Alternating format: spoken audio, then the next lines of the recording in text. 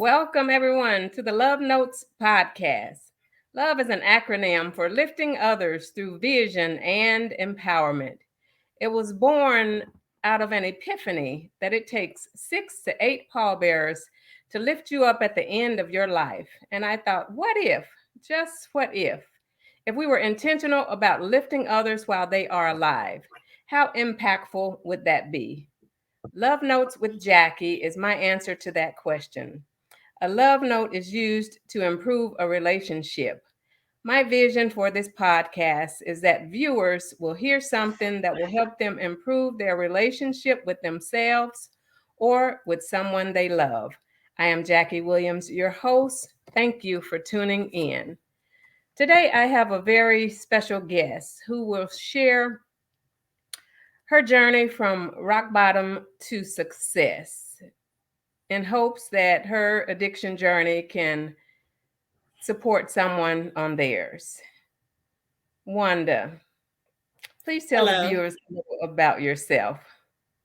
my name is Wanda Branton. I'm a licensed alcohol drug counselor. One of the things about myself is I love solving crimes. That is one of my favorites. Uh, I don't know if I made it to success yet, but I will say that it's been a journey. That's for sure. Uh, a difficult journey, but at the same time, I would not take anything for the journey because it was truly worth it. Okay. I would call you successful. So there we have it. So, what were you addicted to and how did you first get started? Well, it started and it's a unique. I hate to think that I'm unique, but it's a unique story. It started in 1991. I already at that time I already was doing a lot of other stuff, but I wasn't addicted to a substance. But what happened was I had gotten sick one time and I went to the hospital and they gave me an antibiotic called Augmentin. And I'm saying the name of it, but that doesn't mean everybody's addicted to it. I mean, everybody's allergic to it. Okay. So they gave it to me and I took it, went home and I took one. And every day that week, I started feeling worse. So I had a sister and they wouldn't admit me in the hospital, even though you could tell something was wrong with me. And Okay. they kept telling me to take more of it. So finally, it was maybe day 3 or something. My sister, I have a twin sister. She took me to Oh, yes, she took me to the ER, her and someone else. And on my way, they said my face began to transform. They noticed a lot of tears was coming out of my eyes, and it looks like I started to burn, but they wasn't really sure. So when I got to the hospital, uh, I knew I felt sick, but I didn't know what the issue was. And they put me in a hospital. My mother is Native American. She is not very emotional. But my mother came to the hospital and I remember her looking at me screaming. And I'm like, what is the world? So they did put me in a hospital. And I would say it's the grace of God. A dermatologist came to the hospital and took skin off my arm. And it's still to me a grace mark because God smiled on me that day because I would have died had not they told me my true diagnosis. They said I had an illness called Steven Johnson syndrome and I needed to be immediately shipped to Baptist Burn Center oh, wow. because what happened was my family wouldn't let me see myself in a mirror. But one day everybody had left and I looked in the mirror and my skin was sloughing. It was burning. But it wasn't because I was in a fire. It was the illness causes your skin to slough on the inside and burn on the outside. So I immediately need to go to Baptist Burn Center, which I did. And that was a true journey in itself because nobody can stop the illness from progressing. I have a When you sanctified say grandmother. slough, when Yes. you say slough, That describe means that for come the off. viewer. So, Well, sometimes I used to be embarrassed talking about this because I got a weak stomach, but they had to put a tube and the skin in my stomach is coming out. That's what it wow. means. It sloughs. And the Okay. outside, I have a grandmother. She's a what I call a sanctified old lady. My grandmother, we thought her TV only played TBN. My grandmother was married one time. I never met my grandfather, so my whole life that was a sanctified lady. She came to the hospital. She thought I had been in a fire, but she prayed Wow. for me. She prayed for me because the illness was progressing. That means it was getting worse. And This I was in a never, matter of 1 day, this two was days. maybe about a week, about a Okay. week, You were in the about hospital for more than a week? I was in ICU. I could hear the nurses across the hall talk to my family Okay. because they really didn't believe that I would make it through it because it's 1991. More testing have been done, but a lot of people still lose their lives with Stephen Johnson syndrome to this day. Okay. But more testing has been done, just like anything else. It's one of those things where since more testing have been done, they know how to help people. Yes. But if you ever look it up, you just have to be Oh, I prepared will for be. what you see. Yeah. Because they said they couldn't see my mouth. My eyes were severely damaged. And these are things So that no these one. is my right now next to me is my little teardrops because my eyes produce no tears. Okay. So do So you have pictures? Did anyone show you pictures of what you look like? Or my older sister used to have pictures, but I don't know. I don't know if she remember where they're at or anything like that. But she took pictures. okay, I'm just curious.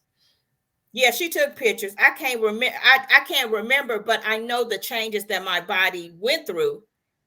So what happened was, I remember it was a lady that used to come to the hospital, and she would have to clean out my eyes in order for me to see because they were sloughing too. Okay. She would come and she would clean. She would do that. But I'll never forget. One day they said that I had to go to a tank room, and what that is, that's a room that they use to take off the dead skin. I mean, the burnt skin.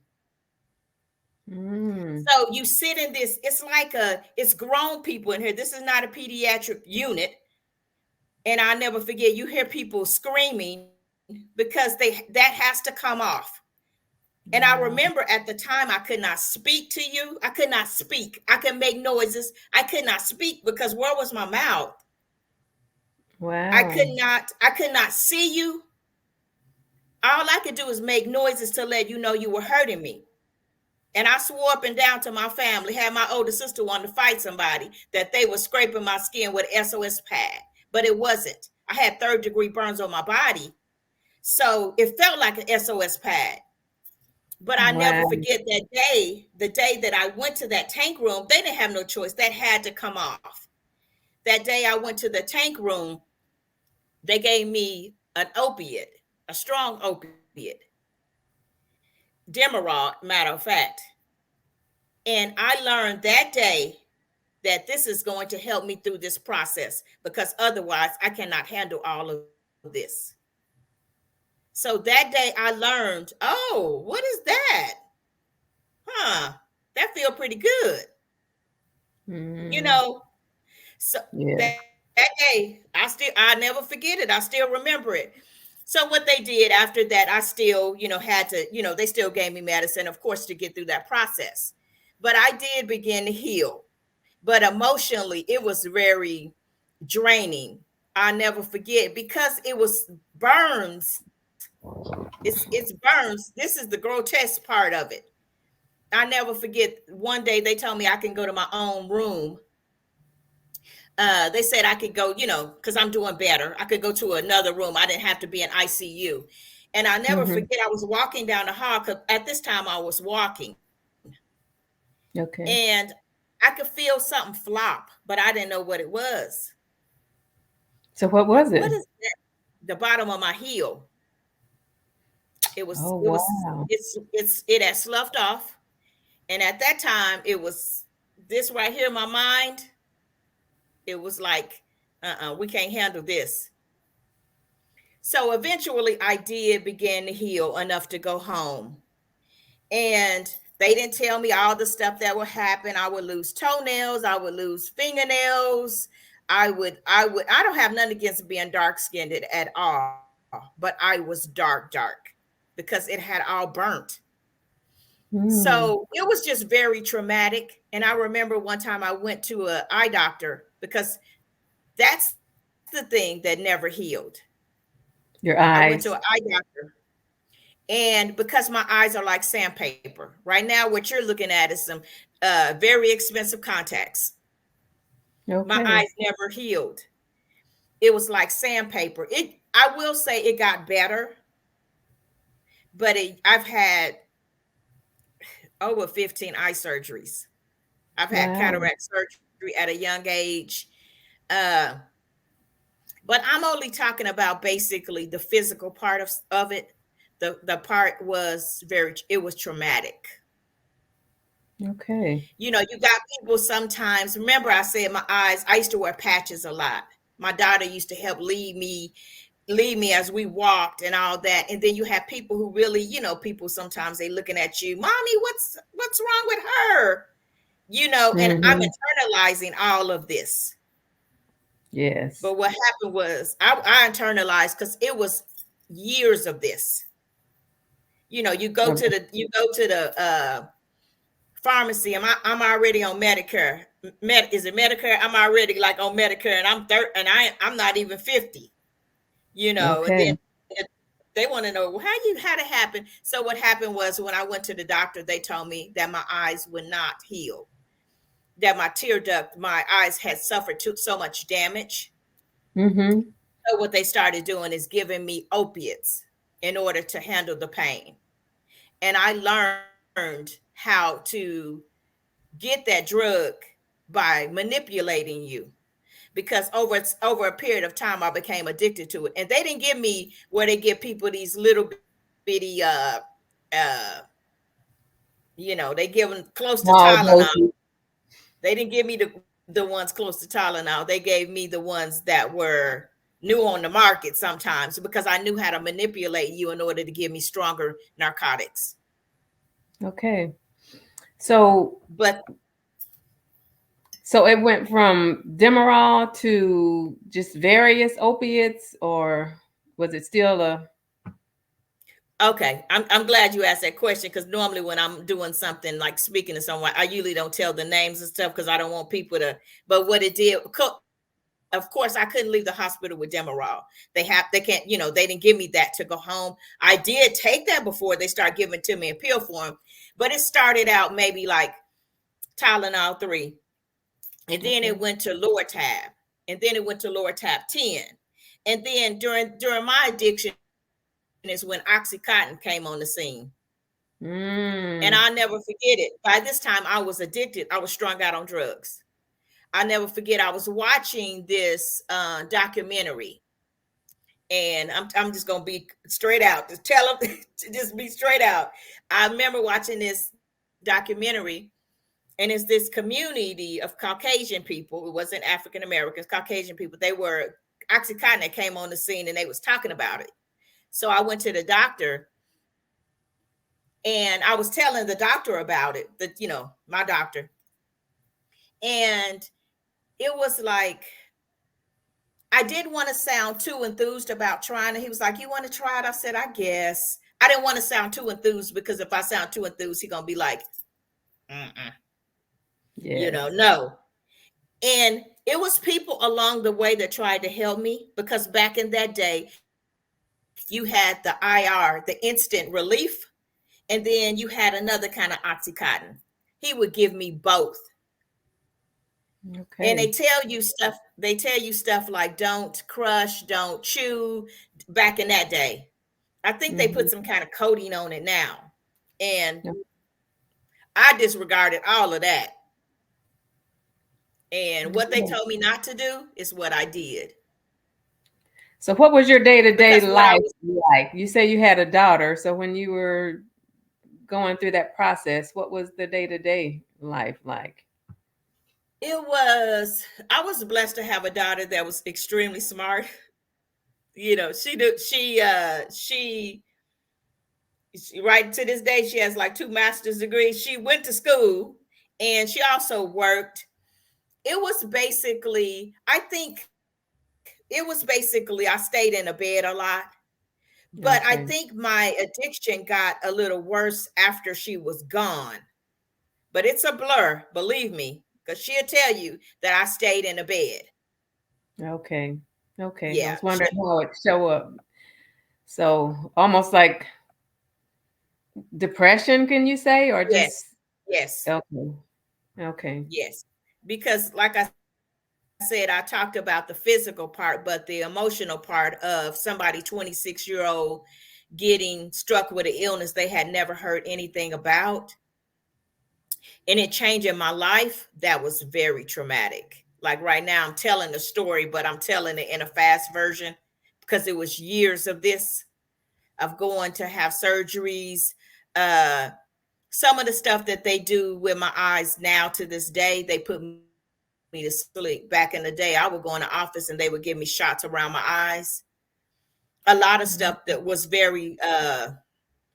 it was very traumatic, and I internalized it, and I learned that the medication, that the opiates, and I mean strong, it was no, by the time it was like strong opiates, and it was a lot of them. And because they couldn't heal my eyes, that's what they gave me.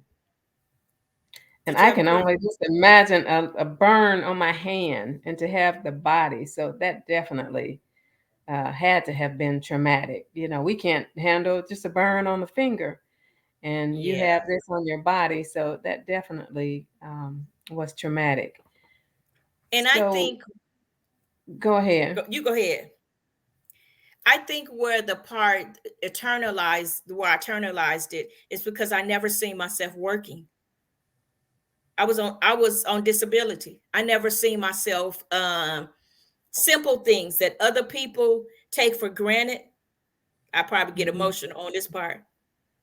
Mm, Those things people take for granted, being able to go in a store and buy a pack of hamburger meat or whatever, those things people take for granted, I count it a true blessing because I never seen myself being able to do any of those things. I was young on disability. yeah. I didn't dare to dream of those things because I never seen that happening for me. Wow. And a lot of people do take work for granted and being able to get up and go to a job. So thank you for sharing that. Thank you for Because I sharing think that. one of the most thing about anybody that's addicted to drugs is they most people that's addicted to drugs feel like they don't have meaning and purpose in life. Mm, You have to have a meaning to get up. But when you mm-hmm. don't have one, and that's what, you know, So how many years how long have you been in your current position or I went working as a I drug counselor? I went to treatment myself after a couple of overdoses. I went to treatment myself after overdose. I was in the hospital and they said that I needed a new liver because my liver was damaged by taking so many pills. But the Lord blessed, I was able to leave with my own. Uh, and my mom had got cancer in 2006 or something like that. My mom had got cancer, and the one that didn't work took care of her. I helped take care of her along with my siblings. And my mom eventually passed away. And shortly after my mom passed away, I went to treatment. And I remember they told me that I needed like 6 months of treatment. And I thought, you crazy. If you think I'm going to go somewhere and stay for 6 months, I end up staying 4 months and 2 weeks. And it helped change my life. And I So what knew kept you then, there? huh? What kept you there? Because 6 months, I know for somebody that's addicted sounds like a really long time. And like you said, if you think I'm going for 6 months, you got to be crazy. So what kept you? So when you initially went in, did you know you would be there for 4 months? Mm-mm. Okay. So Mm-mm. what kept you there? Because for once in my life, there was some people who understood me. Okay. There were some people who understood me. When I say that I grew up in the church, it's not saying I did go when I was younger, but I started going back when I was like 26. I've been at the same one for 30 something years, and I love the church. But they loved Amen. me. They loved me, but they didn't know how to help me. Mm. They just didn't. But they Okay. love me. They love me, I must say. They all love me, but they didn't know how to help me. So That's can a you great imagine? point. Huh? Yeah. I said that's a Mm-mm. great point, because yes. Unpack They that a little didn't. more for us. Unpack that some more for us. One of the reasons why I wanted to, the long story I'm not going to go back to the long story why how I ended up in drug and alcohol, but anyway, one of the reasons why I wanted to do counseling, once somebody brought it to my attention, I just still didn't think it was possible. I didn't even have a car. I'm going to college, and one of the buildings is way down the street, Mhm. but one of the reasons why I wanted to go is because people look at your behavior, the church. Nobody asks you why. Wow. Nobody asks you why. It's just it's your behavior that they're looking at. Oh, like they was sinning, they was doing this, but nobody asked you why. I wanted to know why. Because if somebody would have asked me why, they spoke all this other stuff to me, positive and negative, they would have asked me why, I would have told them that Yes. this girl is hurt. I don't know how to process what happened to me. I internalized everything, and this gave me a means to cope with what had happened to me. But nobody Yes. asked me that. But the Yeah. focus was on my behavior, because believe me, it was some crazy stuff. It was some crazy stuff. We got to be careful though. You Yes. know, we we really got to be careful. We got to be careful when you know, they don't really want to hear my side of the story. No, I like this because you're Because we right. need And to I quit, grew up. we need to quit preaching on people. Yes. Because they know you talking about them. Yes. And they Yes. already hurt. They already full of shame. So what They approach they should already know everything. Huh? what approach should they have? Because I like that you're talking about this. I grew up in the church, and I can definitely relate to everything that you're saying. And you're absolutely right. They see the behavior, and they preach about it, and they talk about it. And you're right. They may not ask about it. Probably 8 or 9 times out of 10, they may not ask, and they may get a story from a family member or whatever, but not ask about it. So, what approach should a church have?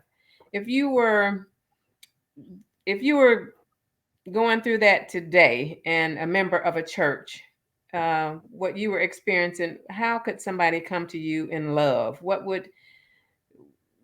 can a person do to be received by somebody that's What could somebody do?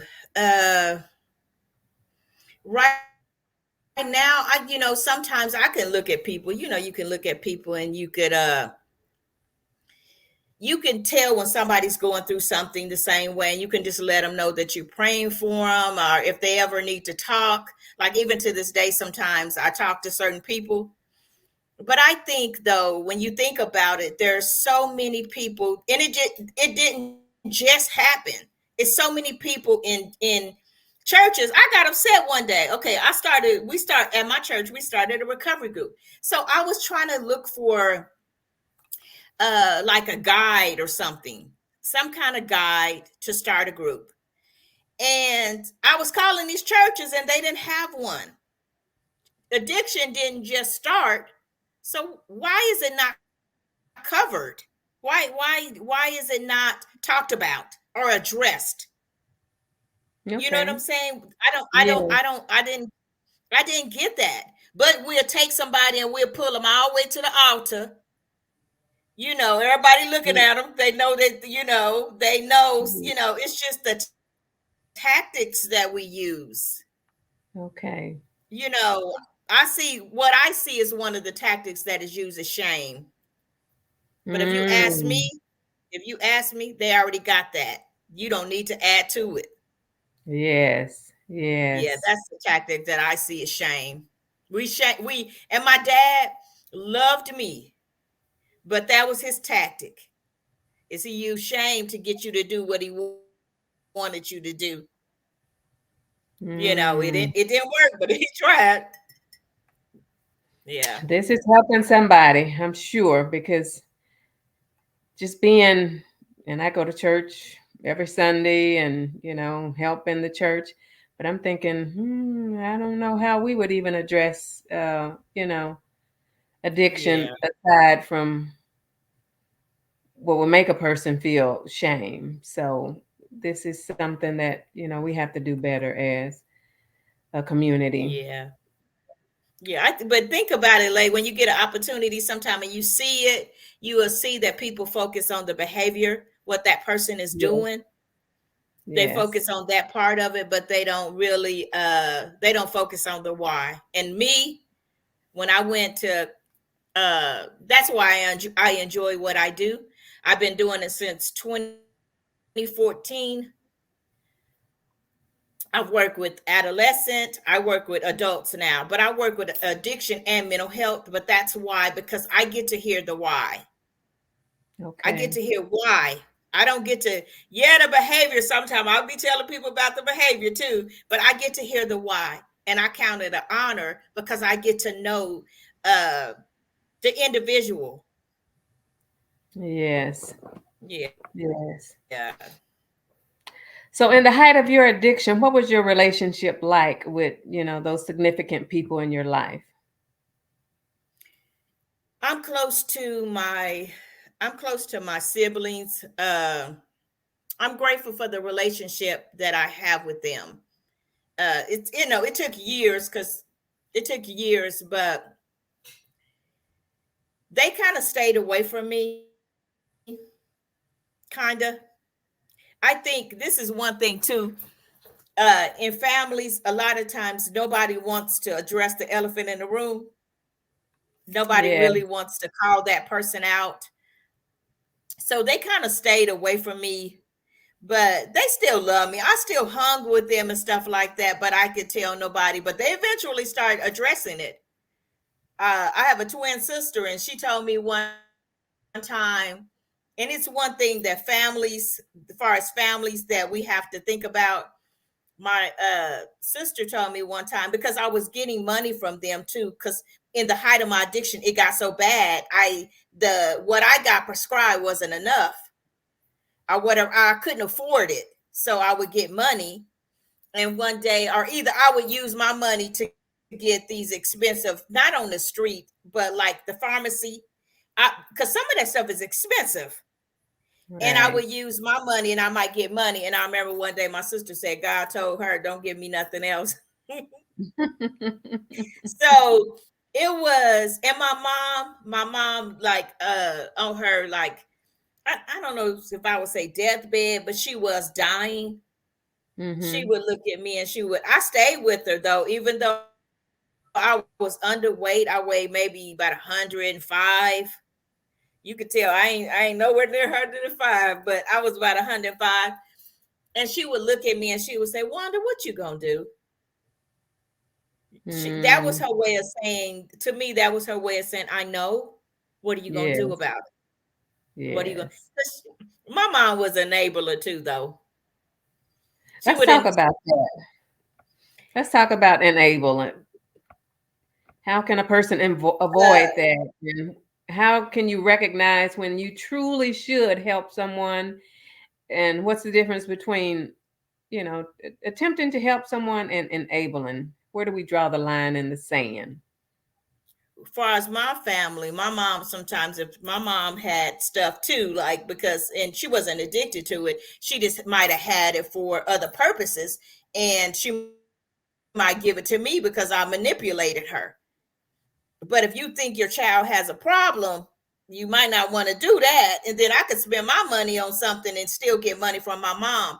But what it is coming from a therapeutic, far as me explaining it, to coming from a whole different role, I explain it like this. Most people that have an addiction, usually just anybody, not even addiction, but just say you eat your doc, they say you eat too much sugar. Most people are not going to get any help until you hit bottom. Yes. Your diabetes and got out of whack. They said no more sugar. You know, once Yes. you hit bottom, usually that's when a person would get help when they hit bottom. Bottom is different for everybody. People say, "Why come my family member hadn't hit a bottom? They in prison, they lost their kids." Bottom is different for everybody.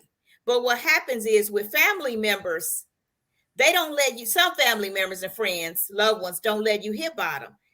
You can live with me. You live with me. I help you with your bills. I feed you. I do all this. Why would that person hit? They're not going to hit bottom. Okay. Does that make sense? It does. Yes, it does. Yes. They're not going to hit bottom because if you take care of me, I ain't going to hit bottom either. It's like they're not going to hit bottom. So So what they're it in the comfort is, zone, basically. I can do whatever I want with my money and I still got a place to stay. You're going to feed me. You're going to get me out of jail if I go. I'm not going to hit bottom, but I really need to hit bottom because that's usually when I'm going to get some help. Okay. Yes. That's usually when I'm going to get some help. Think about it like somebody that's 400 pounds. Sometimes, well, I guess that's a bad analogy, but sometimes you're just not going to get no help till you hit rock bottom until you're almost forced to do it. But Yes. family members and loved ones, they do all this stuff. They keep you afloat so you don't hit bottom. That's Okay. Yeah. enabling. That's enabling. Yes. And they think they're But I being will helpful. They but think I they're will being say helpful, this. but it's yeah, in the way. Go ahead. But I will say this part.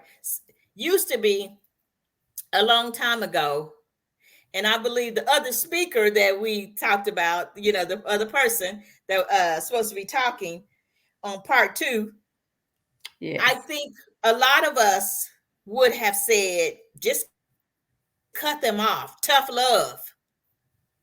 You know what I'm saying? Have you ever heard people Yeah. say tough love? Just kick them out the house, don't have nothing to do with them. What Yes. I've learned through the years is most of the time, that's not going to happen. Even when I work with people today, I'm not even expecting you to do that because you can't tell me that a true mother is not going to make sure her kid get fed.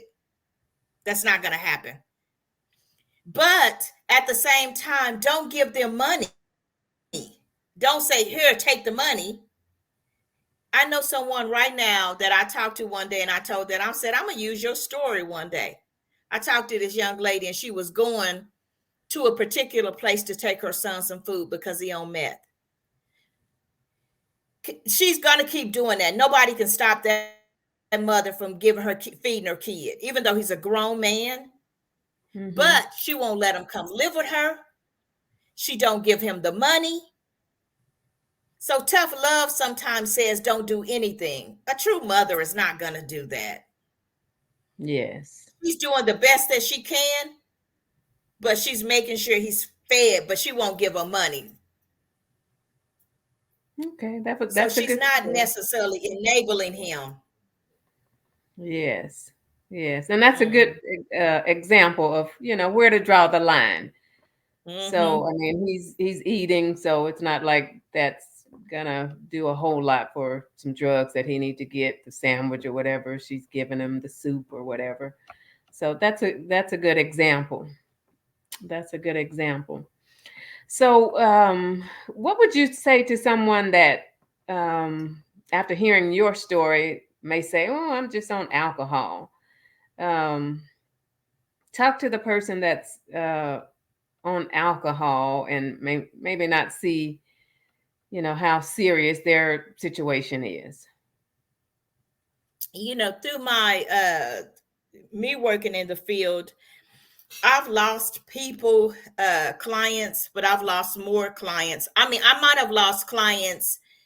I'm pretty sure I've lost clients due to fentanyl. I'm almost positive that I've lost more clients to alcohol. Wow. I've lost more clients to alcohol. When I first began some years ago, put it like that, some years ago, I had a young kid that he would we had a unique therapeutic relationship, put it like that. Mm-hmm. I knew where he was at or whatever. I knew that he was gonna have this session with me. Some kind of way he Mm-hmm. was gonna get in contact with me. And when he didn't, of course, I tried to reach out to find out why. Come to find out his pancreas had blew up. I had Wow. another I had another client that died from, I've had more, but died from cirrhosis of the liver, of years of alcoholism. So I believe that I've lost more due to alcohol that I know of. That I know of. I'm pretty sure quite a people have died from fentanyl, but the alcohol I've lost more. Okay. So I it's didn't realize. very, yeah. Yeah. When your pancreas blows up, it's it's very dangerous. Yes. You know. Thank you for that. So you mentioned fentanyl. I've been hearing a lot about fentanyl, and this what I've learned is an agent called Narcan. Talk to us about fentanyl and Narcan. What should a person know about fentanyl, and what is it? Um, are are people just using it and intentionally, or is it accidental? I can only speak from what I've necessarily heard. Thank God I never I've had I will say I had small doses of that years ago. But that's all it really takes. But they have patches, and what I've known,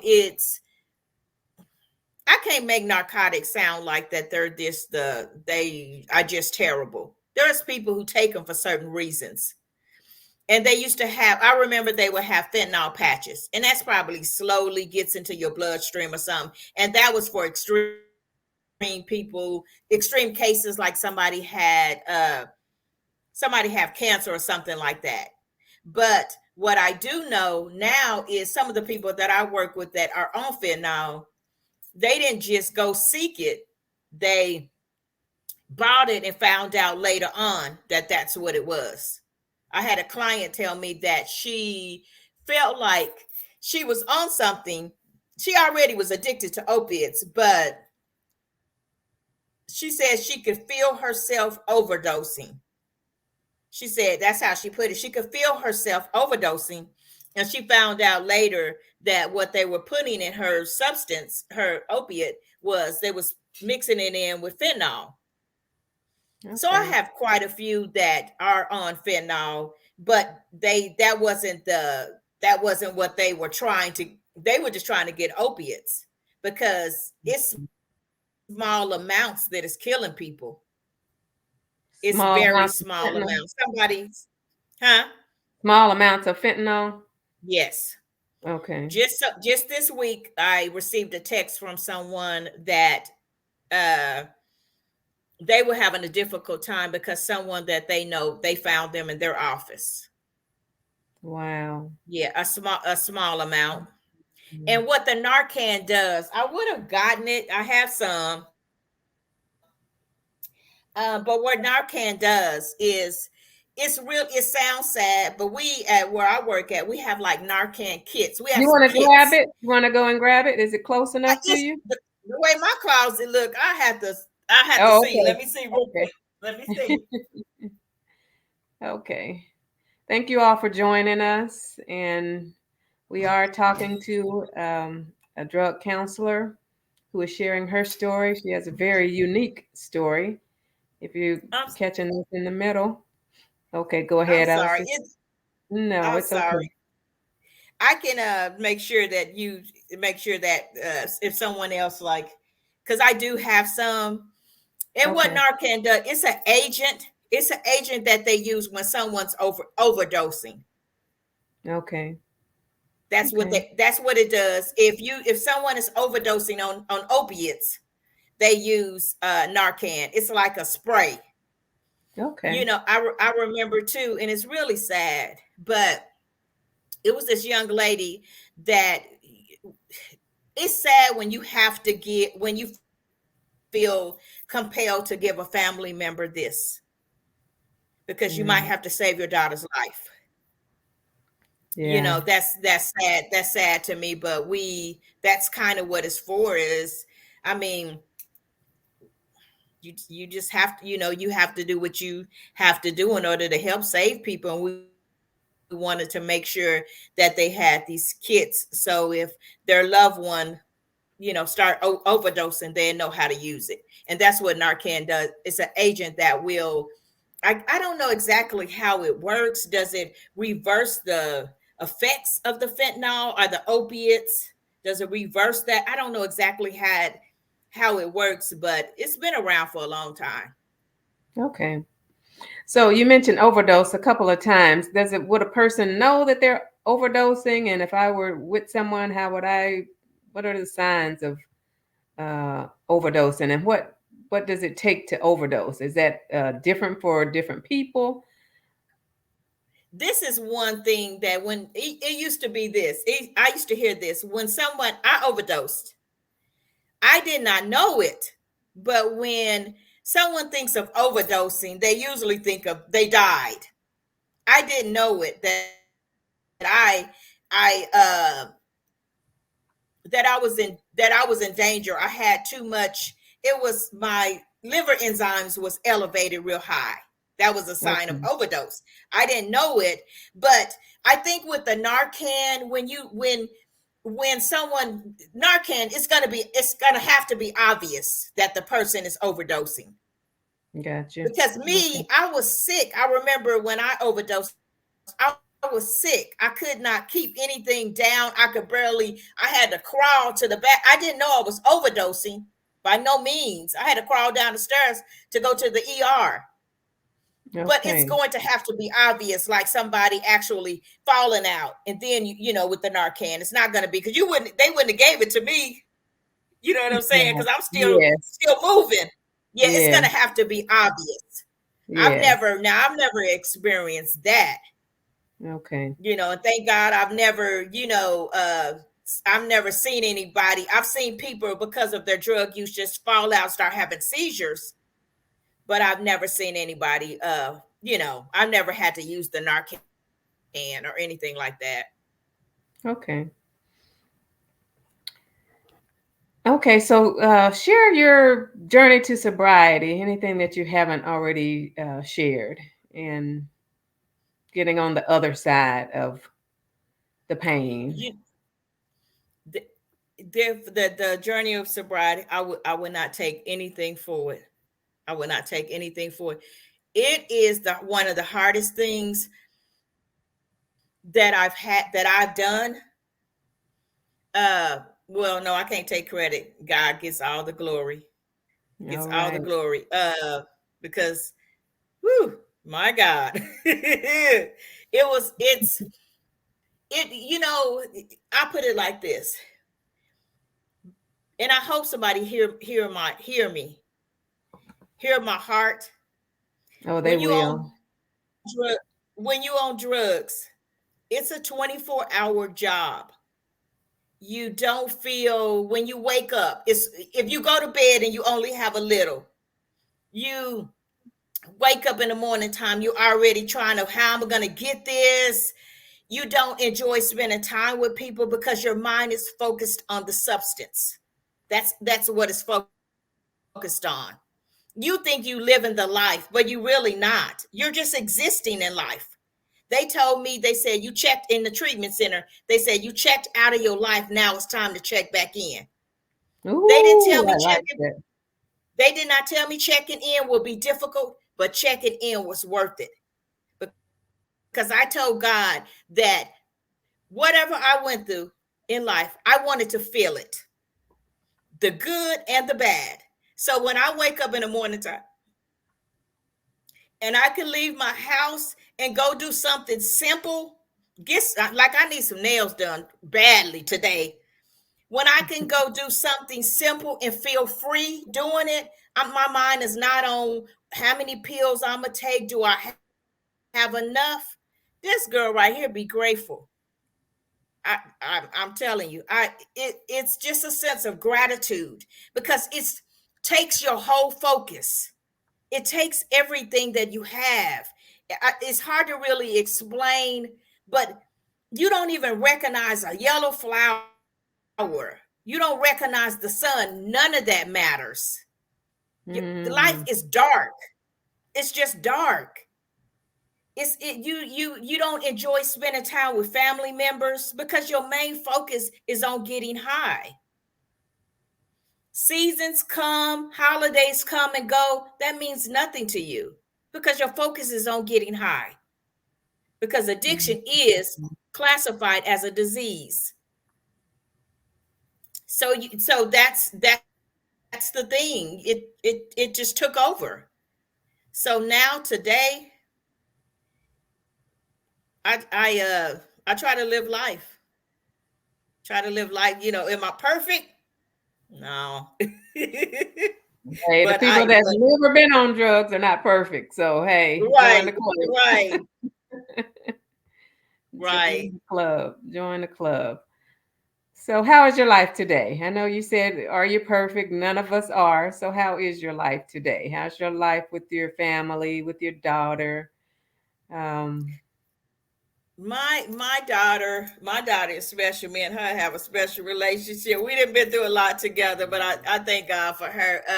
She lives in Texas. She's the relationship I have with her sometimes is like, do you have to tell me that? I don't have to know everything about that. You know what I'm saying? I would have my clients laughing because my phone is ringing. Mama, mama, mama. Shantae, I am at work, dear. I have nieces and nephews I enjoy. I got uh, great nieces and nephews. Well, nephew and nieces. I had some dogs that I love. My day consists of the number one thing is my devotion time. all most right. people most people who have some type of addiction has a void, and they have to make sure that that void is filled with God. That is one. I step away from that, I place myself in danger. So I make sure I do that. I enjoy watching crime shows. I exercise. I like to read. I like helping people. I supervise people. And that is a blessing in itself, because this girl didn't even think she would be able to work, less known supervise some people. What in the world? Uh, I attend church. Like I said, we started, not just I, but we started a recovery group at the church that I attend to try to help people that are addicted to substance, whether that's alcohol, Xanax, whatever the case may be. And usually that's my life is kind of simple, but I love it. I That's love it. awesome. That's awesome. Yeah. That's awesome. So I guess we can wrap it up. I could go on forever and ever. So this is part one. We will have a part two live, and we will let people join us. Bill Battles was supposed to join us today, but something came up. So we are continuing with this part one, and he will pick up on part two with us. So we look forward to that. Final thoughts to a family member, a loved one that's just kind of had it up to here with someone that's on drugs. They're ready to throw in the towel and just give up. And it's almost like mentally you're dead to me. What would you say to that person that's in that position with an addicted loved one, and they just kind of want to erase the pain, but they want to erase the person because they think that would separate them from the pain of what they're observing. I think they also have just like they have groups with, they have the different support groups, recovery groups, they also have groups for family members too, that people who, because if somebody would have gave up on me, I'm not saying that I haven't had struggles down through the years, especially when I first got into recovery. But if somebody would have gave up on me, where would I be? It doesn't mean that you don't have to invite them over your house. Because somebody recently asked me about this too. And I asked them, do you ever send them texts and say, hey, I love you? Because people think when you on drugs, you don't have any feelings. You got a lot of feelings. You're just hiding them with the substance. So That's just a great reaching point. out doesn't mean you have to have dinner with them. You don't have to do all that. If you're trying to separate and show them some type of tough love, just let them know. God's love for us is unconditional, Yes, it is. Yes, it is. Yes, but it we is. place conditions. If you don't get clean, or whatever. And I know they want them to get. I know, but just send them a text every now and then, or some type of way. Let them know that you love them. You That's know, good. that means a lot. That's good. That's good. Well, thank you all for tuning in. Thank you, Miss Wanda, for this great conversation. Share again the name of the disease or the condition that you have so that people can do research because that is quite fascinating. I'm sure most people have never heard of it. It's called Steven Johnson syndrome. Steven Johnson syndrome. So thank you for Mhm. sharing your unique story, and I look Thank you. forward to part two. Thank you all for tuning in. Please like, subscribe, and share this video because we want to help someone on their journey so that they can end up on the other side as Wanda. Thank you for tuning Thank in. you.